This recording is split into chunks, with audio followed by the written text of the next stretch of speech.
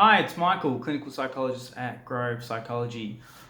I thought I'd give you a quick rundown of what to expect when you come to see a psychologist, not just here at Grove Psychology, but any psychologist. I think that's important because it's one of these professions that we don't really talk about, okay? We see a lot of stuff in the movies or on TV, and that's usually grossly exaggerated. There's a lot of people that still think that you're supposed to lie down on the couch, that sort of stuff. So I'll quickly go through some of those things when you first come and see a psychologist. Okay, so you've possibly got a referral from your doctor, or you've found a psychologist online and you've booked in, you've made the first appointment, probably very nervous about what you're going to be asked, what you're going to be talking about. Really, the first session is about getting to know you, to find out what's going on for you, what's brought you in. Now, most psychologists will work with a bit of a framework in their mind about what sort of questions they want to ask. Being a clinical psychologist, I will tend to ask some questions specifically about certain disorders, so about anxiety or depression, and I have a little mental checklist that I go through.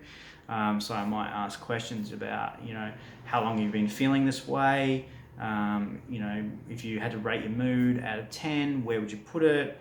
Do you feel X, Y, and Z? Because that's part of the diagnostic criteria. But I'll also spend time talking about, well, what is the problem that's brought you here? All right, and tell me more about that. And we might then ask a little bit more about other things that are going on in your life.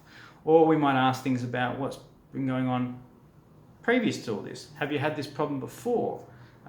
If you're having difficulties in a certain area, has this ever played out before when you were younger, for example? So we're trying to get a bit of a history here. We're not trying to interrogate you, we're just trying to get an understanding of who you are. And then hopefully we're also trying to give you a sense of who we are, that we're here to listen, that we're here to provide feedback. We're not necessarily here to provide solutions. So sometimes people come in and go, I want you to tell me this strategy on how to manage that. And sometimes that's a really, really important part of what we do. But a lot of the times it's about helping you to develop those skills or develop that awareness of what's going on for you. So that first session though, you might not come away with the sense of, oh, okay, the psychologist told me to do X, Y, and Z, so now I'm going to go and do those things. We might give you a takeaway, hey, why are you doing this? I'd like you to give this a go. But the first session is really, can we get as much information as possible, develop a connection between the two of us so that you feel comfortable talking to me and I've got a sense of who you are as a person, and I'll give you some feedback at the end of the session. This is what you've told me about today. This is what I'm sort of thinking about. Does that sound right to you? This is where I think we should go, and I'll tell you a bit about how I tend to do my the way I tend to do counselling. So, we're talking about we need to work on the here and now, but we also need to address some of these other issues that have come up for you. And it sounds like this has been something that's been on your mind for a long time, or it's played out before. We really need to address that, or we might need to spend more time. I'm going to give you some homework. I'm going to give you some questionnaires to fill out because I need to get a little bit more information about you. I've got some ideas and I'm going to tell you about those. But I want you to give me some feedback as to whether you think I'm on the right track or not. Because sometimes you might not know. You come in, you go, look, this is what's going on for me, but I really don't know how I'm feeling about it. I don't know the words, and that's actually part of the therapy process. It's different to talking to one of your friends about your problems. One of the benefits to coming to see a psychologist is that we don't know you, we're not connected to you in any way. We're not going to see you outside of this setting, so you can be more open. If you go to see one of your friends and you're having a conversation, and I'm not saying you shouldn't talk to your friends because I think that's really, really important, but this is typically what will happen. You'll tell them your friend your problem, they'll listen, they'll be very supportive, then they'll go, oh, look, I've also had this issue, or this is what's going on for me, and there's a back and forth that goes on. Because you're friends, this is a conversation, this is how you support each other, and sometimes that's really helpful.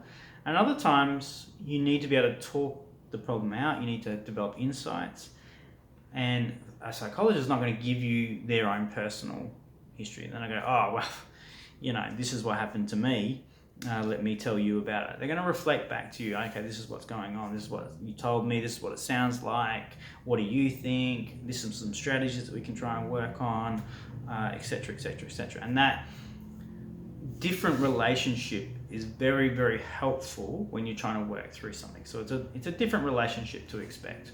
Okay, you don't need to lie on a couch.